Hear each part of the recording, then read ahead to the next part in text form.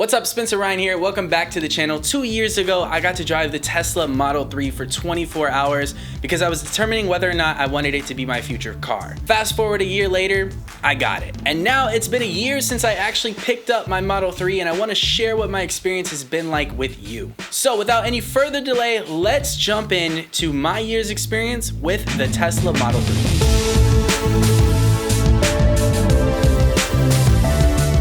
Starting off with my model, I got the Model 3 long range, white exterior, white interior with the Aero wheels. I didn't like the look of the Aero wheels, so I took those hubcaps off and replaced them with cheap ones from Amazon that actually cover the lug nuts and the center cap. I also think it's important to know that when I took delivery of my car, they were switching from the Intel chip to the AMD Ryzen chip, and I specifically rejected my first delivery so that I could get one with the Ryzen chip in it. I do not regret that at all. I recently got to ride in my friend's Model Y who has the Intel chip, and he said that it's a lot snappier than the Intel chip, and honestly I kind of saw the same experience. His entertainment system was a little bit glitchy, it would delay, it wouldn't even play music when he got in the car, but for me, as soon as I step in the car, it starts playing my music. You can't talk about an electric vehicle without talking about the performance, and let me tell you, it is a big difference from an ICE vehicle. The Model 3 has very fast acceleration and great handling. However, although electric vehicles have maximum torque off the line, it does feel a little slow off the line. It was weird. I don't know how to explain it. Not as slow as an ICE vehicle, but as soon as you slam the pedal, it takes just a little bit to get to that maximum acceleration. But as far as speed and acceleration are concerned, I really don't have any complaints. It is a very fun car to drive and it will throw you back in your seat. Now, as far as ride quality is concerned, the suspension, I feel like could be a lot better. I used to have a Honda Accord before I drove the Model 3, and I even feel like the suspension in that car was more comfortable than my Model 3.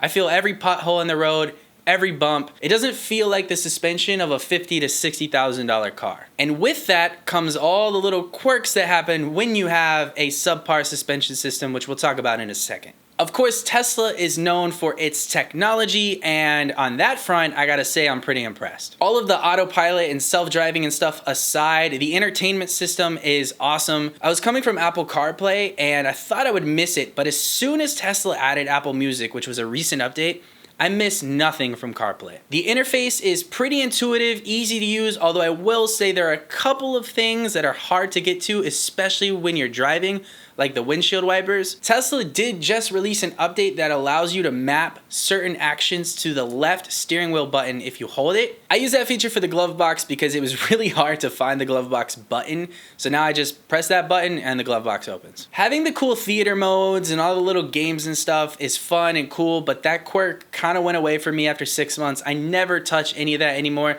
The exception being, if I'm on a date night, occasionally me and my fiance will go out and get ice cream and watch YouTube or Netflix in the car.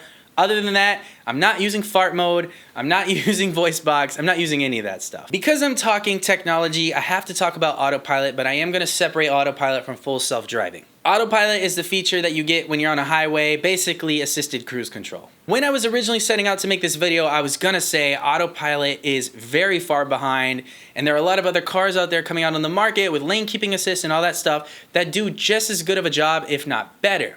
However, in the process of making this video, Tesla just released an update that actually merged the stacks. So now Autopilot and full self-driving share the same neural network. And that made it a little bit more intelligent, but I'll get to that when I start talking about full self-driving. Of course, it's an EV, and everyone wants to know what it's like to charge, to drive, do I get range anxiety? And I am not the typical use case or the typical example because I don't drive that often. I drive at most 10 miles a day, if that. And because of that, I thought I was gonna need to install a 240 volt electrical outlet, but I actually didn't. I'm using the Tesla mobile connector to charge every night. As soon as I pull into the garage, I plug it in and I let it go, and I'm good to go by morning. Now with that said, someone who drives a little bit more, probably not gonna be able to get by with that because it takes a really long time to charge on that. And on top of that, Tesla took that out of Tesla delivery. So you don't even get the mobile connector with your car anymore, which in my opinion is kind of stupid because it's not cheap, but that's just kind of the way it works with Tesla. If you rely on supercharging, that can be expensive and also inconvenient. So I really would say that if you can't charge at home, it's probably not the best idea to get a Tesla. Charging at home is convenient, and I love never having to go to the gas station again. I'm telling you, there is just something about waking up, hopping in your car, and it having full range. And speaking of full range, I will say that what the Model 3 was advertised for is not what I'm getting on the road. I consider myself a pretty conservative driver, so it's not like I'm slamming the gas pedal every 5 seconds, but I don't get as much charge as it was rated for. I'd say I see anywhere from 10 to 15% less than what it was advertised for, which I got used to, but wasn't very happy about in the beginning. Before I jump into full self-driving, I want to talk about customer service and build quality. So the car looks great. The car, I have no issues with the way it looks. Some people have issues with panel gaps. I didn't really have any panel gaps that I noticed when I took delivery of the car. I got the white seats. They're not terribly hard to clean from like normal stains, like if you drop wine or sauce or coffee or something on it. But I am having issues with dye transfer from my pants. As a matter of fact, when I took delivery of the car, the driver's seat was blue, and I had to take it back and tell them, hey, this is a brand new car, please fix this.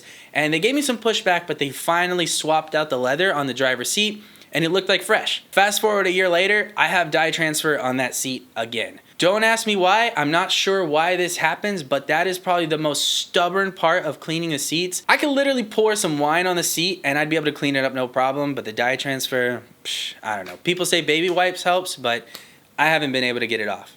Earlier I mentioned that the suspension was subpar, and with that comes all of the creaks and rattles that started coming out of this car 6 months into owning it. I know that this is not a luxury vehicle, and if you think it is, it's not. This is not a luxury vehicle. This is a high-tech, affordable vehicle. That said, the amount of creaks and rattles that come from this car irritate me. The driver's seat rattles, the pillars rattle, there are rattles in my dashboard, and I hear them every single time I go over a bump. And sometimes it doesn't even have to be a bump. I could just be driving and I'll hear things rattling. It's so irritating. I wish Tesla took a little bit more time to make sure things were secured in place and didn't come loose and start causing all those interior issues. They put a lot of R&D into the windows and making sure that you don't hear exterior noises in the cabin, but that doesn't really help if the interior noises are there anyways. That may be an exaggeration, but it is frustrating to, again, be driving a $50,000 to $60,000 car and hear rattles all over the place. Last but not least, I want to talk about Tesla's leasing options. So I leased this car under my business. It is a business use car.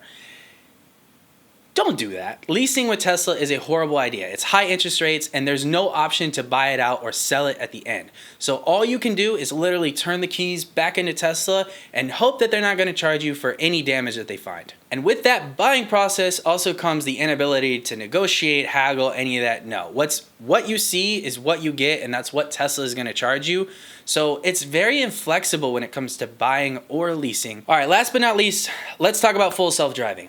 I originally had a video planned to do full self-driving on suburban streets that weren't like, you know, a big city like New York or Atlanta or whatever.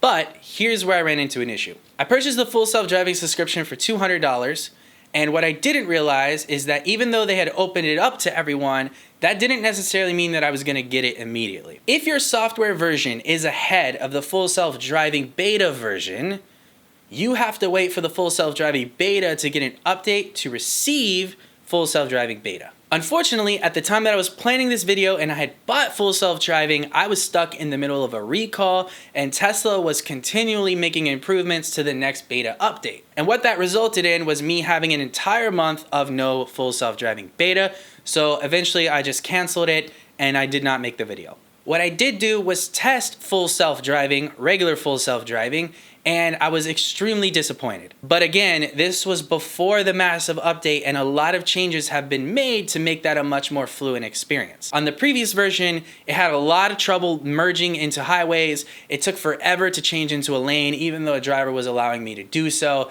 It just felt very uncomfortable and I had to take control a lot. Since then, I got to drive my buddy's Model Y and I even got to try full self-driving beta, and I gotta say, it was impressive and there was definitely an improvement over my experience. I may make a full self-driving beta video in the future, so let me know in the comments if that's something that you would like to see. Overall though, I think we're still very far from full autonomous driving, and I'm excited about the future of that, but Tesla's not really being 100% honest with people when they're selling this. But I will say that regular full self-driving, which is basically just enhanced autopilot, and autopilot I still think have a lot of room for improvement, and Tesla needs to step up their game in this department because the competition is increasing. A year later with my Model 3, I do love the car. I love the technology, and I love having to never go to a gas station. I also love that thrill that I get from that immediate torque off the line, that beautiful acceleration. It is a fun car to drive. Build quality, suspension, customer experience, those are areas where I feel like it really falls short and it could use a ton of improvement on. If you are considering an EV, or if you are considering a Tesla Model 3, I suggest you do research, look into other cars, and see what benefits you the most. At the end of the day, Tesla still dominates the charging network, and that's one of the biggest selling points, and that's a big one for an EV. If you take the charging network out of the equation, even though it is a big one, I do think that other cars are starting to catch up, if not already exceeding the Model 3 in its class. But it is still a fun car to drive. I have a ton of fun, and I love the technology in it, and if you're considering an EV, it is worth the consideration. I hope this video shed a little bit of light on my experience with the Model 3 a year later, and hopefully can help you make an informed buying decision if you are considering one. If you like this video, please give it a thumbs up, and be sure to drop a comment below. Let me know your thoughts on the Model 3, whether you already have one or whether you are considering one. I'd love to hear your thoughts, even on EVs in general. That wraps up this video, and with that said, I will see you in the next one.